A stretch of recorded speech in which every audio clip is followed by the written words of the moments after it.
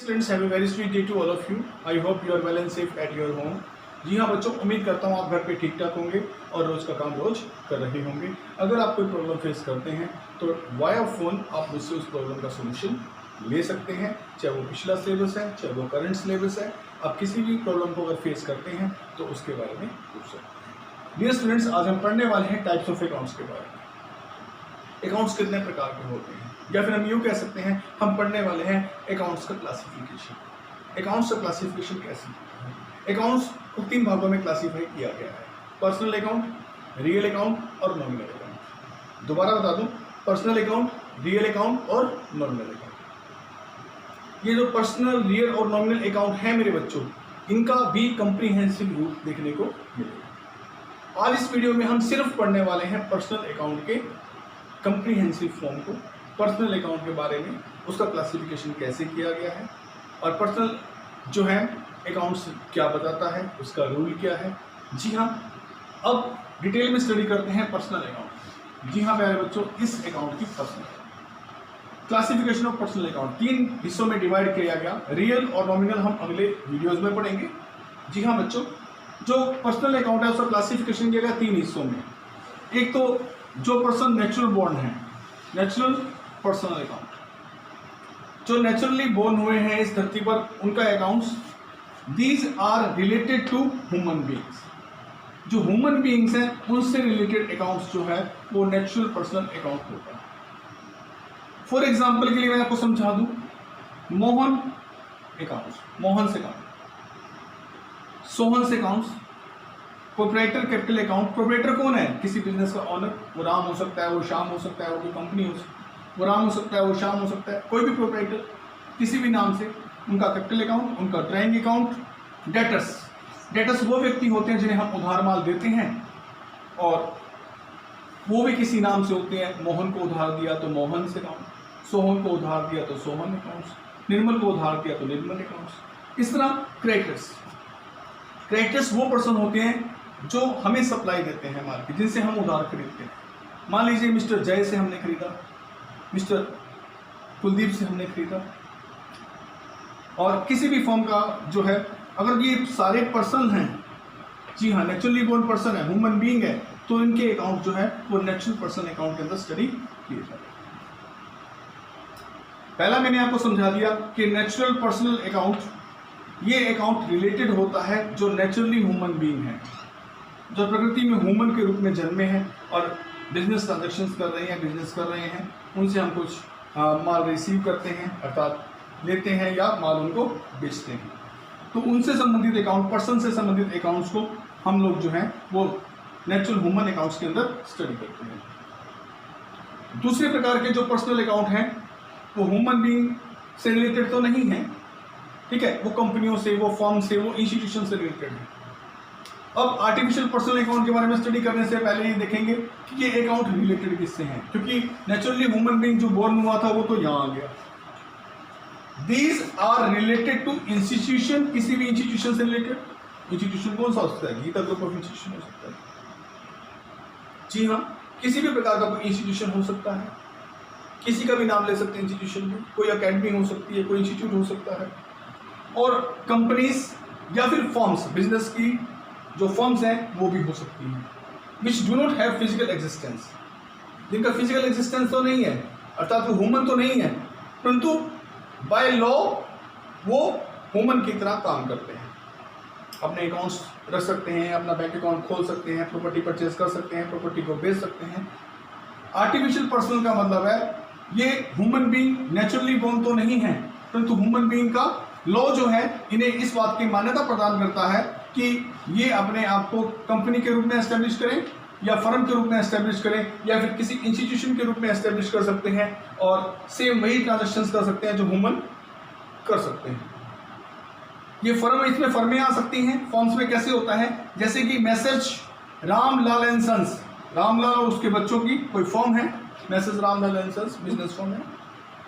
Message Jiwandas Jethumal, ये पुराने नाम है जो मैं हिस्ट्री में से लिख के बता रहा हूँ, ज़्यादा फेमस नाम है। इस तरह से मैसेज जिनके आगे लगा होता है वो बिजनेस फॉर्म्स होती हैं। अब जिनके आगे लिमिटेड लगा है वो कंपनी होती है। Tata steel and company human being नहीं है, ठीक है, परंतु ये वुमन के लॉ द्वारा जो है कंपनी 1956 के अंदर या कंपनी 2013 के अंदर बनी हुई लिमिटेड कंपनी है। तो ये जो कंपनियां हैं ये भी इसी कैटेगरी के अंदर आती हैं, आर्टिफिशियल पर्सनल अकाउंट। या रिलायंस लिमिटेड ये भी जो है कंपनी है। तो फर्म्स, कंपनियां या फिर कोई इंस्टीट्यूशन जैसे गीता ग्रुप ऑफ इंस्टीट्यूशन, ठीक है, या फिर ये हो सकता है यूनिवर्सिटी, क्योंकि यूनिवर्सिटी की बहुत बड़ी इंस्टीट्यूशन है, कुरुक्षेत्र यूनिवर्सिटी, कुरुक्षेत्र, चौधरी रणवीर सिंह यूनिवर्सिटी, जींद, ये सारी की सारी जो है आर्टिफिशियल पर्सन्स हैं। ये फिजिकल एग्जिस्टेंस नहीं रखती। जैसे ह्यूमन का फिजिकल एग्जिस्टेंस है, उसके हाथ है, पाँव है, शरीर है, मुंह है, देखा जा सकता है, वो काम करते हुए दिखाई देगा। लेकिन ये सारी की सारी लॉ द्वारा बनी हुई कृत्रिम व्यक्ति कहलाती हैं और ये एज ए ह्यूमन बीइंग अपना सारा जो है वो काम कर सकती हैं। हाँ, इन्हें चलाने वाले डायरेक्टर जो होंगे वो सारे जो हैं या पार्टनर्स जो होंगे वो जो है अपना इनके बिहाफ पर वर्क करते हैं। तीसरा जो हम पर्सनल अकाउंट में पढ़ने वाले हैं वो है रिप्रेजेंटेटिव पर्सनल अकाउंट। अब आप कहेंगे रिप्रेजेंटेटिव पर्सनल अकाउंट क्या है? जो पर्सन्स होते हैं ना मेरे बच्चे, एक पर्टिकुलर पर्सन होता है या फिर एक ग्रुप ऑफ पर्सन्स होते हैं, उनको रिप्रेजेंट करने वाले अकाउंट्स जो हैं वो रिप्रेजेंटेटिव पर्सनल अकाउंट्स के अंदर कंसीडर होते हैं।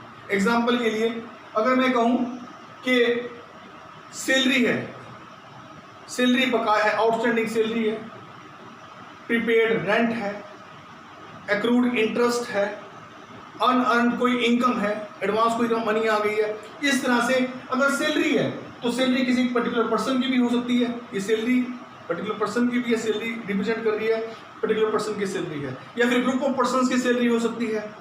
तो सैलरी एक खर्चा है, तो वो अगर किसी एक पर्टिकुलर को रिप्रेजेंट करता है, किसी एक व्यक्ति को रिप्रेजेंट करता है या किसी व्यक्ति के ग्रुप को रिप्रेजेंट करता है, इस तरह से आउटस्टैंडिंग, प्रीपेड, अनअर्नेड, एक्रूड, इस तरह के अगर कुछ अकाउंट्स रिप्रेजेंट करते हुए आ जाती हैं, सैलरी है या वो रेंट है, तो उस तरह के अकाउंट जो है वो रिप्रेजेंटेटिव पर्सनल अकाउंट कहलाते हैं। बच्चों एक बात और बता दूं मैं, जो पर्सनल अकाउंट का लॉ है हमारे आगे, वैसे हम आगे स्टडी करेंगे, इसका रोल होता है डेबिट द रिसीवर, जो रिसीव करेगा वो डेबिट हो जाएगा, कोई भी व्यक्ति हो, और क्रेडिट द गिवर। बेटा ये रूल है, इसको आगे हम स्टडी करेंगे जरूर। आपके लिए इतना ही, thank you very much. Students, मैं चाहता हूं कि आप पर्सनल अकाउंट के बारे में थोड़ा और जान लें। क्या होते हैं पर्सनल अकाउंट?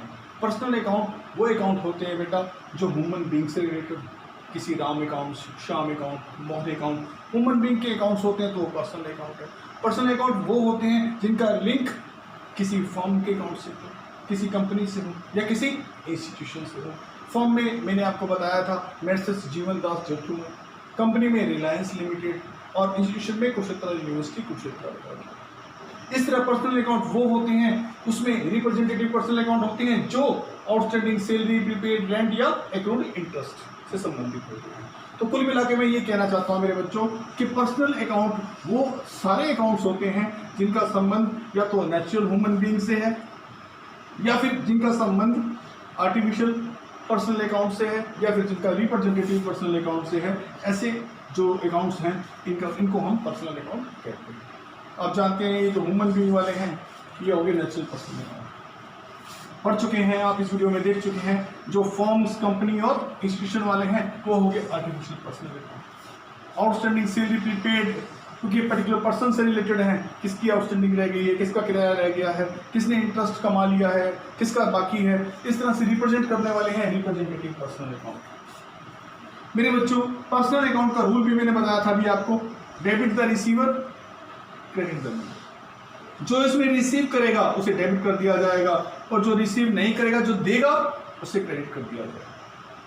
दोबारा सुनिए, डेबिट द रिसीवर, जो रिसीव करने वाला है उसे डेबिट किया है, क्योंकि डेबिट क्रेडिट का रूल भी तो जानना है आपको, कल को एंट्री भी तो आपने ही बनानी है, इसीलिए जानना जरूरी है कि जो व्यक्ति प्राप्त करेगा उसे डेबिट करना है और जो व्यक्ति देगा उसे क्रेडिट करना है। एक एग्जाम्पल से समझते हैं। पेड, हाँ जी जनरल एंट्री बनाने वाले हैं इससे, पेड ₹2000 टू हरी, हरी को हमने 2000 रुपये दिए, हरी को हमने दिए हैं तो हरी तो रिसीवर है, और रिसीवर क्या होता है बेटा, रूल के अकॉर्डिंग डेबिट द रिसीवर, अर्थात हरी क्या है, रिसीवर है, तो हरी क्या हो गया, डेबिट है। अगर हरी को 2000 रुपये दिए हैं, ठीक है, हरी के 2000 डेबिट आ गए। अब डेबिट की एंट्री तो मिल गई है, तो हरी को गया क्या है हमारे पास से, हरी हमारे पास से क्या है, कैश।